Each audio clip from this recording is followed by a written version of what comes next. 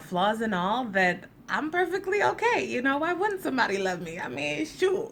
You know what I mean? Yes, I'm a big girl. Yes, I'm fat. Yes, I'm overweight and all those things that I was hung up on for so long.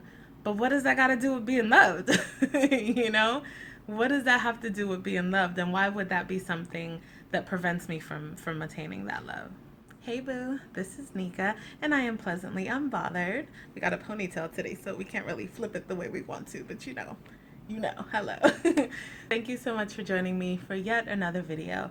So I just finished up my work week here. Don't be looking for no logos or nothing. You don't need to see where I work. Mind your business, okay? And I was thinking about some things, so I wanted to talk to you real quick about something that's been on my mind. So I know a lot of people say that relationships are hard, and I definitely talk about how relationships and dating and all that can be rough for sure.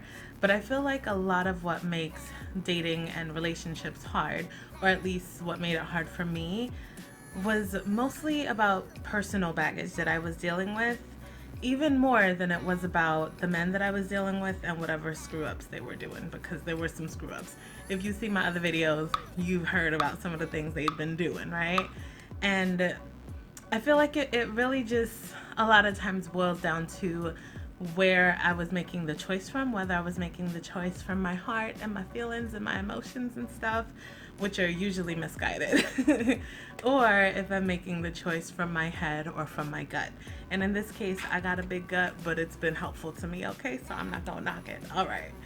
So, looking back on a lot of my experiences, what I've realized is that if I paid attention to the signs, if I really kept my eyes open, if I was really conscious to it, I mean, it's like I black out or something when the feelings take over, because it's just so clear where I went wrong in a lot of these situations and how I let myself being self-conscious and insecure and just having a poor sense of self-worth and like a poor view of myself and my body and everything else, how I let that get in the way of potentially successful interactions with people and in relationships especially, and how it also ultimately impacted the bottom line, you know, where the relationship went and how it started and how it progressed and how it was treated and all of that.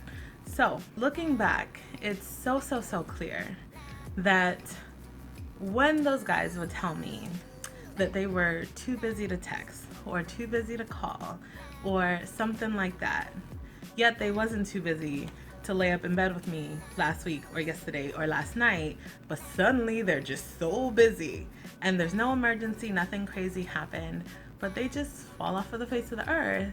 That was my cue to realize that I was not a priority to them, you know, like, so you had enough time to lay up in bed with me for hours, right? But you don't have enough time to text me or to send me a quick call saying, hey, busy right now, but catch up with you later. Like, you was too busy for that, but not for last night. Okay, all right, got it, point taken. And once I realized that, I was supposed to remember that for next time that his schedule miraculously clears up and he wants a repeat of last night. Instead of going back like a fool, like a puppet, right? Time after time, letting my time be wasted, letting my feelings be played with, letting my body be used. That's a little dramatic, but but you know what I mean? Like, I had a choice in that, and if I had chosen better, things could have worked out better, or hell, I might not have even gotten involved in some of those situations in the first place. Because let's be real, the red flags and stuff, they show up front. We often just ignore them, unfortunately. And you know, the same thing goes, like, I've been told by so many men, like, oh my gosh, you're so special, oh, you're wifey material, or you're the type that a man could settle down with and marry and yada yada yada. But then the way that he behaves or the way that he treats me doesn't seem to be on par with the way that I envision wifey material or settling down ladies to be treated, right?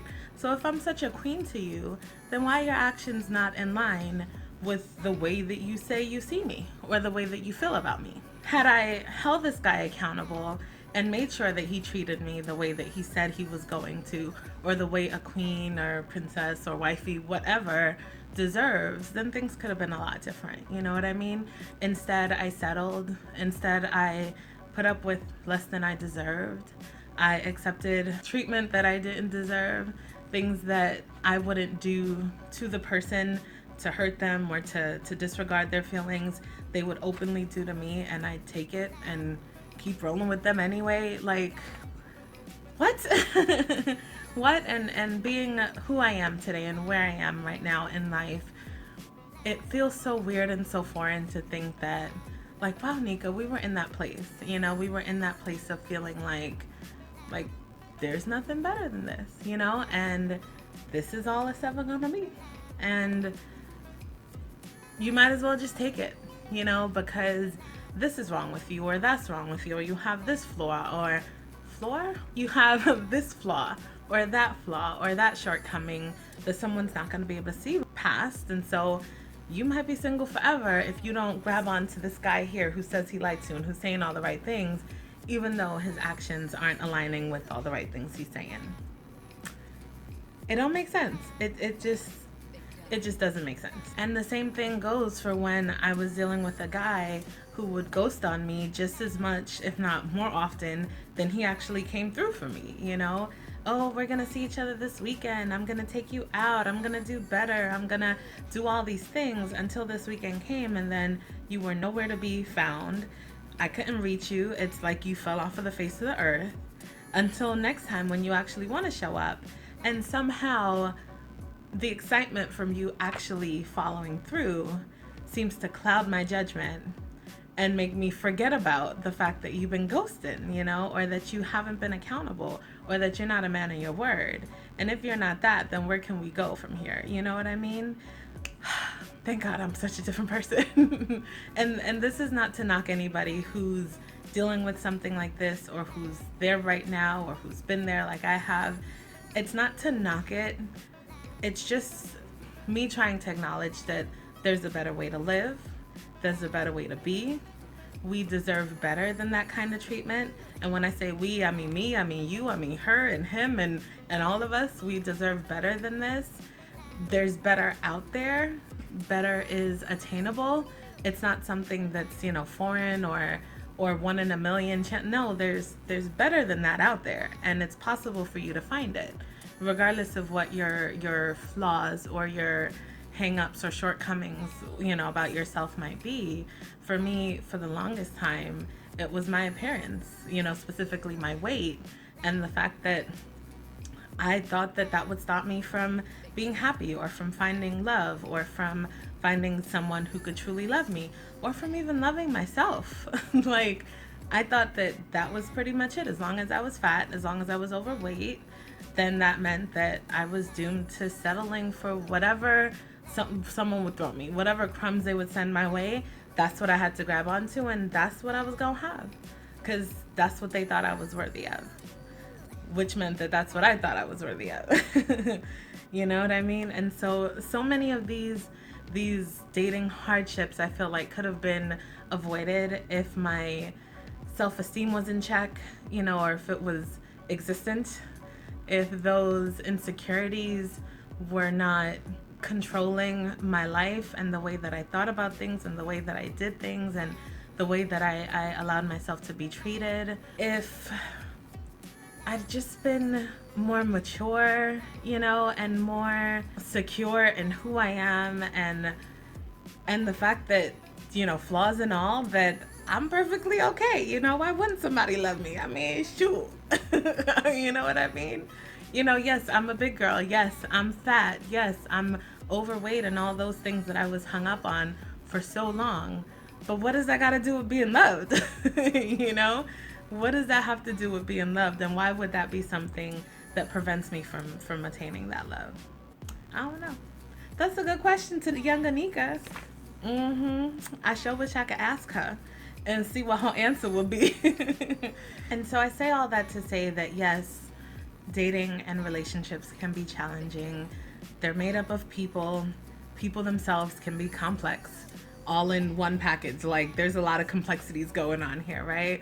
So combine it with another person and automatically you got a recipe for something. Hopefully not for disaster, but there's a recipe working up there, right? Because that's a combination of two completely different people, or even two people who might be similar but are still different people, you know?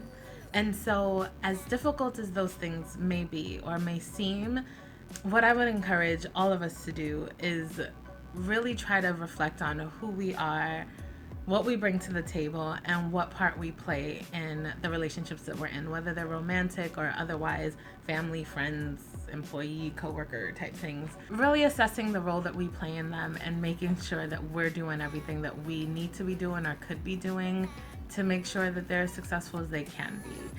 Because I know that looking back, I wish that I could just blame all my exes. Like, yep, that guy was crazy, that guy was a liar, that guy was a cheater, that guy was, and there is some truth there. You know what I mean? Like, there were aspects of these men that were really bad or really negative, or their behaviors at least. But none of it would have been possible if I wasn't a willing participant in it.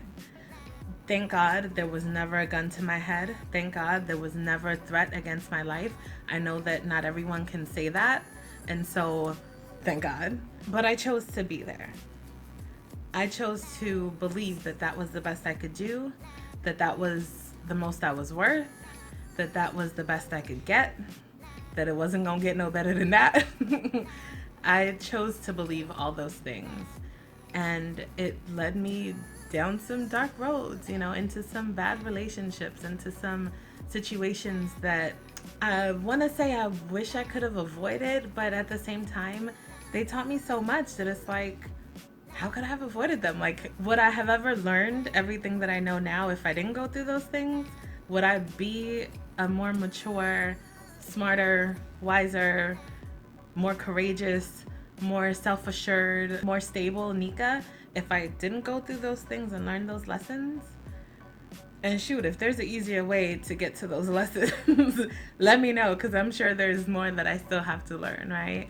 So I just encourage all of us to be more self-aware, to look at our part in things, look at what we're contributing, look at the space that we're taking up. You know, am I choosing to be in a bad situation? Even if it's, you know, comfortable and familiar, and you've invested time and there's so much in it, if it's not working, am I choosing to stay here? And if I'm choosing to stay here, then why am I choosing this for myself? Do I think that I deserve better? Do I know that I deserve better? And if I don't know that yet, and if I don't understand that or feel that yet, then how do I get there? Because I guarantee you, boo, it's true. It's true. We all deserve better. None of us deserve to settle. There's no reason. There's billions of folks out there. Billions. Why are we settling for some guy who said, "Hey, boo, you're cute," or "Ooh, I love you, and I don't mind that you're big," or, you know, whatever the case is, or "I want to settle down with you one day," or "You're different," or "I love you for who you are," whatever they say. I don't know what they say these days. It's been a minute since I've been in the game, but, you know, whatever it is they say, why are we letting that be enough to sell ourselves short? To not wait for what we really deserve and what we really, like, deep down desire for ourselves. Because none of us really want to settle, you know what I mean? It's not like, I just want the bare minimum of a guy, just some guy next to me, and that'll be good. Like, nah, if we're gonna have it, I'm sure most of us want the real thing, but we either don't realize that the real thing's out there, or that it's possible, or we let all the lies that society and the movies and the shows and the critics, you know, we let all the lies that they tell us get to our heads, and then we believe it. And then we live our lives off of it. And then we waste our time and our energy and our efforts, you know, and a lot of our youth in some cases. Like, yeah, I'm getting older.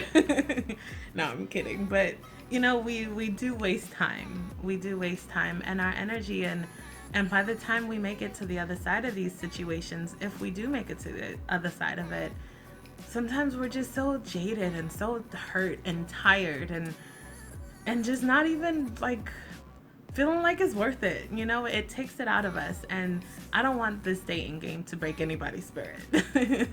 You know, if you like being single, if you don't want to be with anyone, if you don't want to be committed, if you're cool being, you know, solo, that's fine. I feel you. Give me a pound. You know what I mean? I feel you. However, if you are looking for companionship, for partnership, for someone to grow with and build with and to be better with and to do great things with. You know what I mean? You deserve that. And there's somebody out there who can give it to you in the way that you deserve it. Don't waste your time with somebody who can't.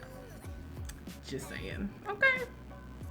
Anyway, if you enjoyed this video, do the thumbs up thing. If you have something to say, anything at all, let me know in the comment section below.